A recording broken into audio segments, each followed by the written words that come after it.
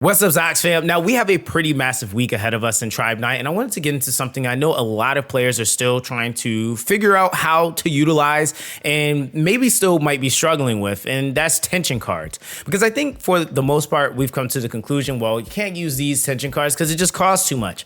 But there's plenty of tension cards that exist in the game that are going to give you immense value and allow you to really honestly be a god. So we're going to talk about some of those tension cards and as well as how you can go about looking at tension cards even despite the changes coming, because if anything, the changes are only going to make these tension cards better. So we're going to go ahead and jump right into it, because first things first, when we're looking at tension cards, I think one of the big things with tension cards is a lot of it kind of gets looked at as, you know, this is just a thing that's there. It doesn't really offer much value.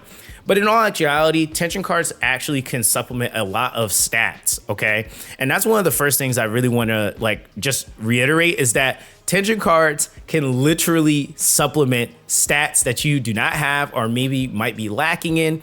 And these are things that will alternate and vary from build to build. So for example, one of the very first tension cards that we can just start off with that I feel like is going to be extremely valuable is obviously Full Party. I feel like Full Party is definitely a mainstay for most builds, for most setups, just simply because it's giving you crit rate and then the defense point, but mainly because of that crit rate, right? Now, the other thing is too, is that when you have the ability Unity, it is then going to give you a 2 times effectiveness. So with that, you're now talking about you have 27 point something % crit rate just from these 2 cards being on your characters, which that's going to give you some wiggle room. That's almost a full 30%. And this is only at level 40. So we still have some more crit rate to gain here, right?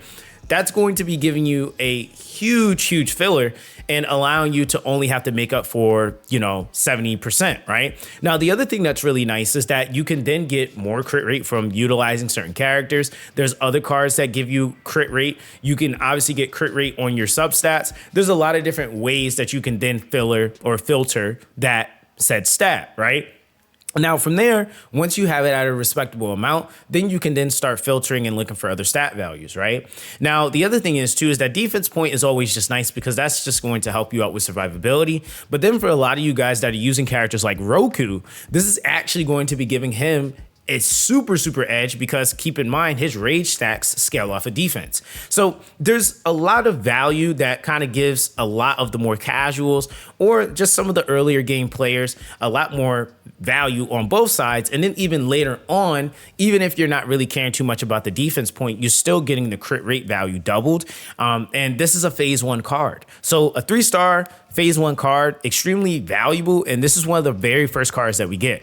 Now, the other thing is too, is like I said, you need the strike zone card. After kind of like messing around with this card, in reality, this card doesn't need to be leveled technically, because the main thing you're really trying to get from here is the Unity. But again, if you are using a character with secondary attack, that's really good.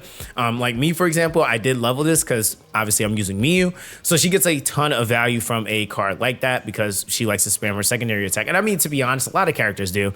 But especially with a lot of the changes and adjustments they made for being able to parry in certain windows, honestly, this is something that like most people probably will still level somewhat. But I don't think it's necessarily required to max it. Especially not right away, right? Now, again, I would definitely say that like these are like, especially like as far as go-tos that are going to be more than likely mainstays, these are definitely huge ones. Even in some of those one-shot nuke videos you guys are seeing, Strike Zone with Full Party is more than likely included. Like that's just kind of what it is.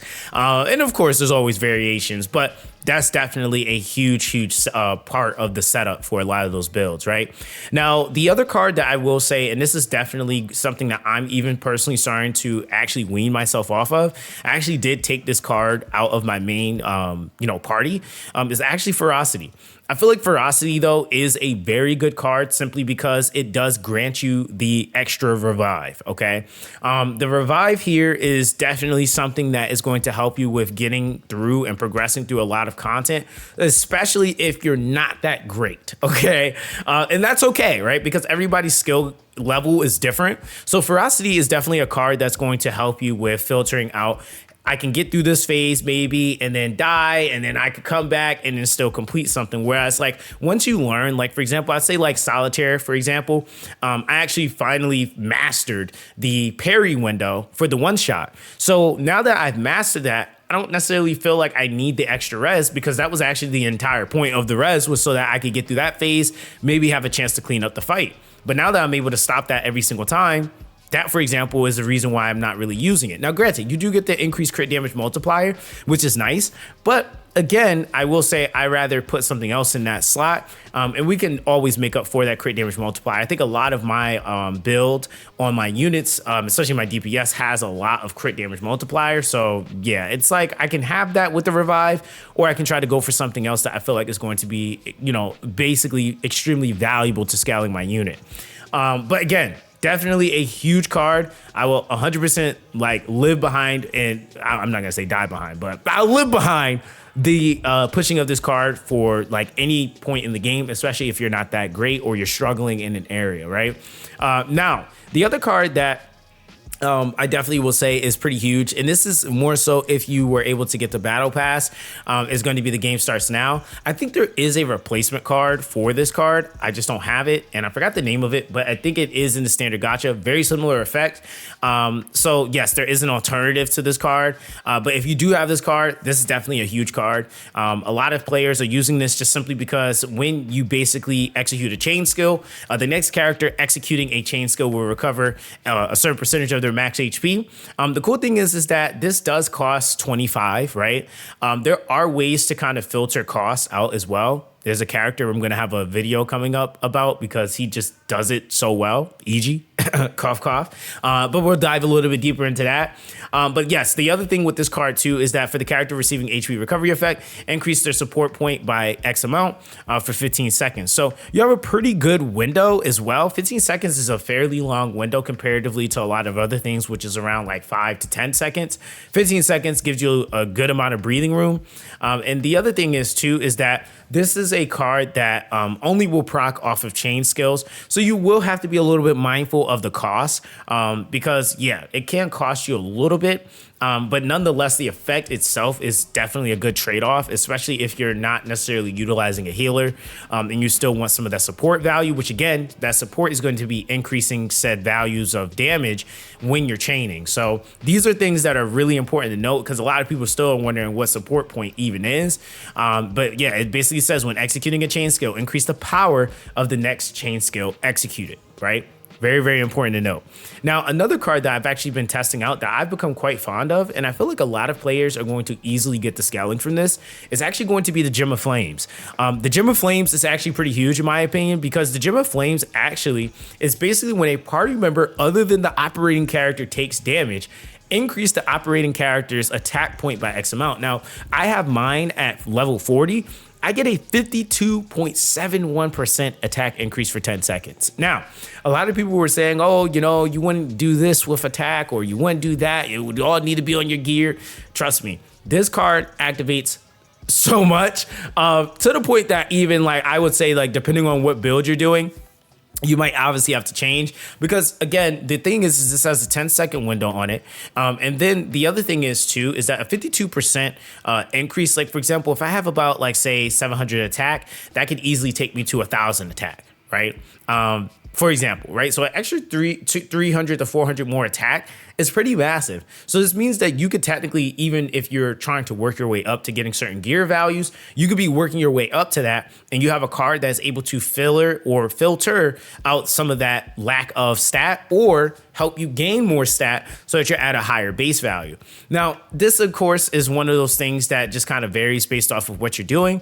But I will say that this actually is a fairly good card because it does not just affect your ultimate, for example, but it affects everything you're doing. So from your strategy skill to your primary. So this is a good generalized card that just boosts everything when that effect goes into or comes into play. So I think that that's something that, again, you want to kind of look for as well. Things that can help you with maybe that unique thing you're trying to do with the character, but also things like for the duration of a fight. If it's a longer fight, having something that's able to constantly give you that ramp could be nice, right? So that's definitely something that I wanted to bring to a lot of players' attention. Gem of Flames, definitely a card I feel like is slept on because you got to think about it. You're using characters like Roku anyway. Somebody's gonna get hit. There's so many different scenarios where a character is going to get hit, and if it's not you, then this is automatically a free proc. And it is a phase 2 card, but it doesn't use up a lot of tension. 7.5 is not bad, right? Now, another card that I absolutely have just really have fallen in love with, and it's two in particular because they're very similar. They help out my Miyu, and I know for a lot of players, they're either going Miyu or they're going with Inoki. I feel like these cards will help these two characters out no matter what. It's going to be Pulsating Life. Now, Pulsating Life is a phase 2 card that is in effect for the entire party, but it basically will increase ultimate skill damage multiplier. Where I currently have it at 24, it's at 15%. But this obviously scales much, much higher, right? Now, the other thing is that I can technically get another 15% or X amount value when I grant a character the ability or the buff clinical, which is going to be a restoration of, I think, 1% of HP. I think it's 1%. Yeah, 1% of own max HP recovery every 3 seconds. And then this will increase the ultimate further for an additional 10 seconds. So it's a huge ability. This ability is nasty. You're talking about you could potentially get 30% off rip, where even mine is, just from this one card if you have the clinical. But the cool thing is that you don't necessarily need the clinical to proc this, or to basically double this value. There's another card that you can also utilize called Leading Wisdom. Now, this is basically when a character executes a ultimate skill, increases ultimate skill damage multiplier by 15.5%. Or 15% for 5 seconds. Now, if you have Kingship, this is where you can then reduce the amount of tension that's being consumed. So this is also another really good card at the cost of 20. Now, I do have a way that I offset my tension card costs, and I'll kind of talk about that in the next video. But the thing is that these cards are extremely good, right? And especially for those that are looking for the alt ripping, I know that's usually what people are looking for to clear things quicker, to alt harder, etc. These are going to be insane cards. Again, you have characters like, for example, cough cough Roku, who has an entire setup for alting. So these are other characters that you can also mix into that entire scope that are going to perform fairly well. And these are what I would call some of the lower costing cards, or at least cards that are much easier to filter or to balance out with tension restoration, etc. Right? Now, the other thing that's actually really good about these cards too is that when you're actually looking at, the scaling individually. So this is kind of the concept of and you probably have, somebody's going to ask that question. Well, why would I use this card if I can just grant the clinical? Well, the thing is that with the clinical is an ability that needs to be procced specifically to a specific character, versus this is just when a character executes an ultimate. So it could be a little bit harder to guarantee that clinical is going to be on the character that you want it to be. So it says when a character is granted clinical, not when the character you're controlling is granted clinical. Right? And so that means that anyone could basically get this extra 15%, and it's not going to the specific character that you want to. And this is why, honestly, understanding the wording and the terminology they're using is really important, because that will drastically affect what you might want to do. So if I know I'm still looking for maybe something that could almost replicate or double this effect, I would rather actually use something that will give me that value when a target or character executes an ultimate skill. Then I get that set effect for 15 seconds, right? Or sorry, for 5 seconds, right? So that's something that right there is a big, big, big reason as to why you might see some cards used versus others not being used, right? So again, extremely, extremely high value. Now, outside of that, I would say the only other card that I actually really am liking or looking forward to investing in, and it's another card that I actually feel like is going to be a really good card for people that are looking for ways to make up stamina, because stamina also is a thing depending on the type of skill you're using. It's actually going to be mastery. I have to give this one as an honorable mention to the homie Giselle. This card is actually pretty insane with helping keep up the uptime on some of the characters that a lot of people like to use, like Geo or Gotanda, which is, aka Iron Man Mark 1. This is actually able to replace or replenish, I should say, say, some of that stamina. This is a phase 1 card. So I'm kind of interested to see, like, after the changes, if they're going to actually adjust this to where this costs nothing, or they might change what phase this activates. Because if they do, this card is going to be beyond busted. And it's already really good because it's when one self-attacks hits every 20 times, recover stamina by X amount. But the thing is that this is at level 1. At level 2, you're already getting, level 2. At level 10, you're already getting 234 stamina recovered. And the higher that this goes, then the more you'll be able to get back. I wish I had more Kane and more TP, because then I would be able to test out so much more. But man, it's only realistically so much you can do. So those are some of the cards that I have found the most success with, and that I've seen the most success with. There are obviously a ton of other cards that hold a ton of value in the game. But this, of course, is you guys' opportunity to be able to share that. Of course, all you other guys that I would say have been playing since day one, that have had the opportunity to test out other cards, what would you recommend to a player, whether they're early game, mid game, or end game? These are just some of mine. Again, I will say we are going to be recapping and going over some of the changes that we're going to be seeing on tension cards, but I just felt like this would be a little bit helpful. These are some of the things that I've invested in, and I do not regret investing in them at all. So that's going to be that, guys. Everyone, stay blessed, and I'll catch you guys in the next one.